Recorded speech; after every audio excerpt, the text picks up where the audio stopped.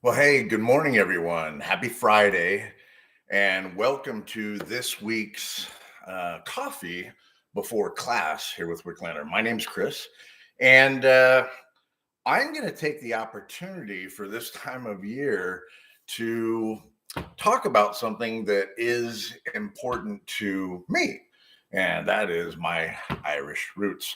And when I was given the opportunity to talk this week with your coffee before class. And again, good morning, everyone. Hopefully, you guys are having a good Friday and a good week. When I was asked about, given the opportunity to talk and said, what topic, and I thought, well, maybe I could tie something into St. Patrick's Day. I mean, after all, it is Patty's Week. It officially kicked off yesterday. I have a little bit of, some things to do this weekend. It's great seeing you guys out there, right? From Dublin. Excellent. But it's, the idea here is with Paddy's Week coming up, and of course, Saint Patrick is the known as the Apostle of Ireland. He is the patron saint to Ireland.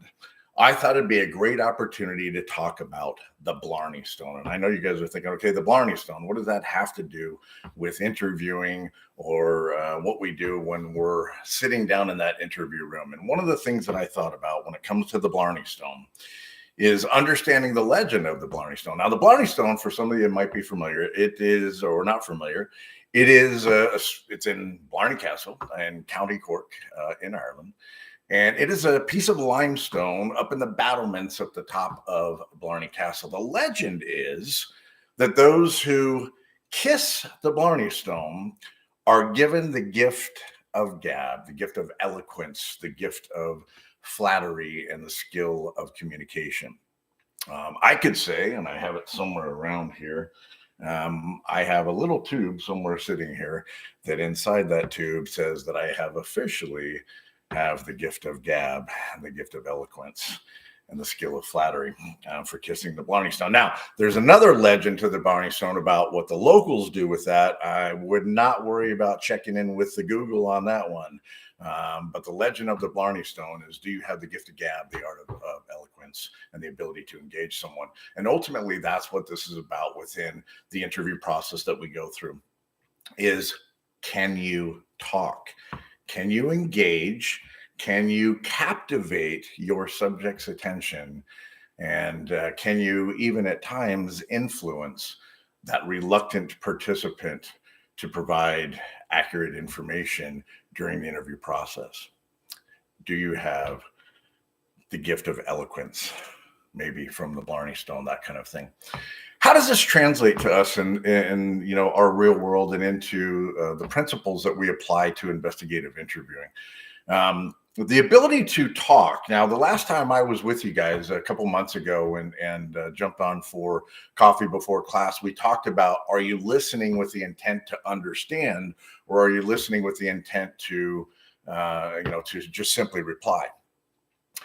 Well, today I want to talk about when it's time to reply and your ability to once again engage someone. And we apply these skills of the Blarney in certain moments during the interview that become very vital to the success of the interview. One of those moments would be simple rapport building. Now, I do know, I could tell you in my time here, providing training with WZ and the ability to make friends all around the world in my travels, is I hear from a lot of people, Chris, I have a hard time developing rapport. And to me, we'll talk through it and ask, okay, so why? What's going on? And one of the things that I kind of land on often when I hear someone that says, hey, Chris, I have a hard time developing rapport is, how much effort did you put into it? And again, if you got the Blarney, maybe with the gift of gab, eloquence, and the skill of flattery, we have the ability to create bonds with people that maybe we don't even have anything in common with or anything to bond through. But can you develop rapport? Developing rapport becomes, as you guys know, a really vital part of the interview process, because after all, if we're trying to get accurate information from someone during the course of the interview, having a good relationship, a relationship that's built upon affinity and trust, become an important tenet, an important piece of the process to help gather more information. Again, more information becomes relevant. There are pieces of the rapport building that mean that we have to drive a part of that conversation. And driving the conversation and being able to create a bond. I had someone very specifically in a training class not long ago. It's like, Chris, I can't. I can't connect with the people that I have to interview. I am so different from them. I can't find common ground. Well, we can. And some of the things that we do with rapport building, some of the approaches that we want to do is allow autonomy, subject autonomy, and give them the opportunity to pick the subject matter that we're going to discuss. Once the subject matter is chosen, do you, with the Blarney, have the ability to connect and share that common interest with your subject? And I think that becomes a really important piece of the interview process. For those of you that aren't familiar, I'm going to share a book with you that I do recommend. And it is a book about rapport-based interviewing. And I do recommend you guys take a look at ORBIT. And ORBIT is an acronym. And ORBIT is observing rapport-based interpersonal techniques, right? And ORBIT is a study, the largest study on effective interviewing and gathering information. But one of the things about ORBIT is it is the science of rapport-based interviewing.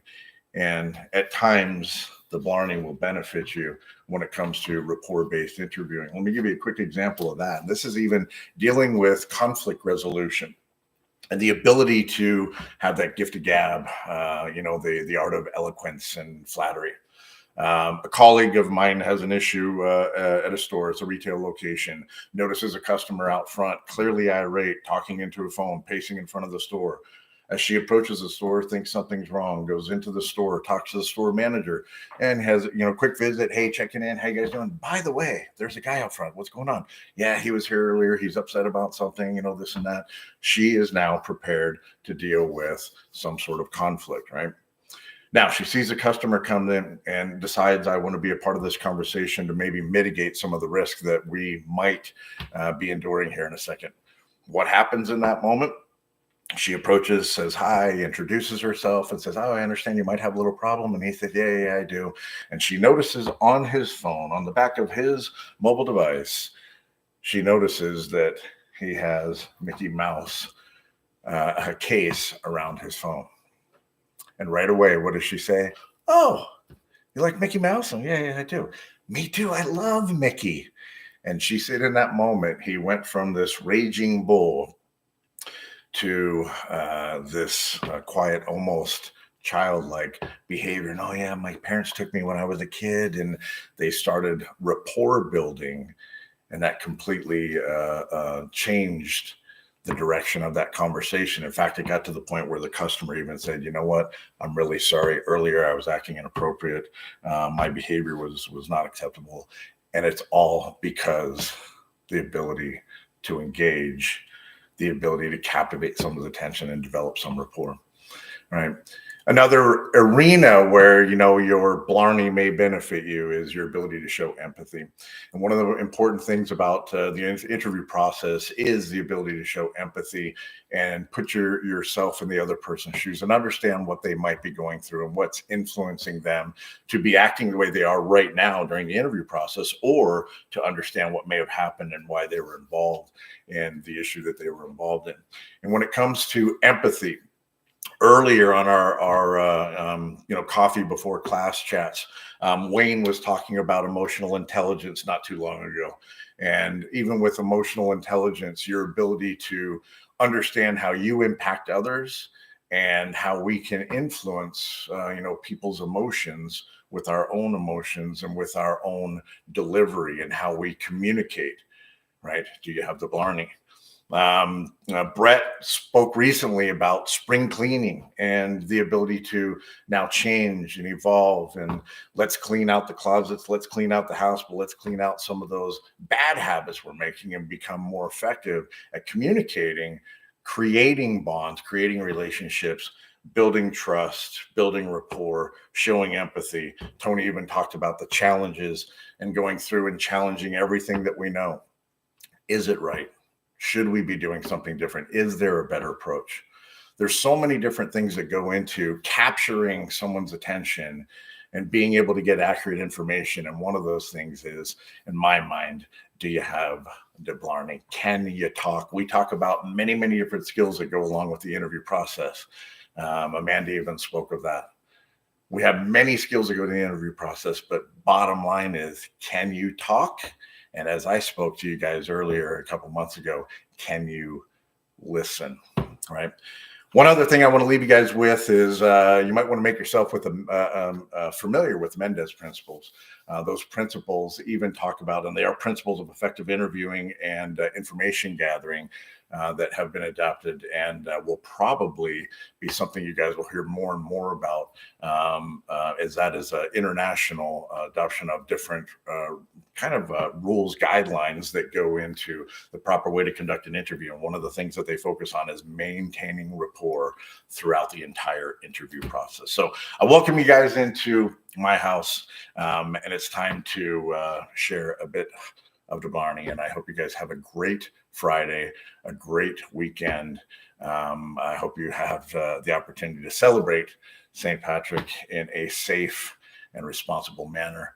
And I will leave you guys with the one final thing I have with you is please pray for the people in Ukraine, if you would. I know I do. So you guys, it's great seeing people online here. And again, have a super day. Thanks for checking in with me today. Take care of yourselves. And as we say back in the motherland, Slancha. Have a great day, guys. Cheers.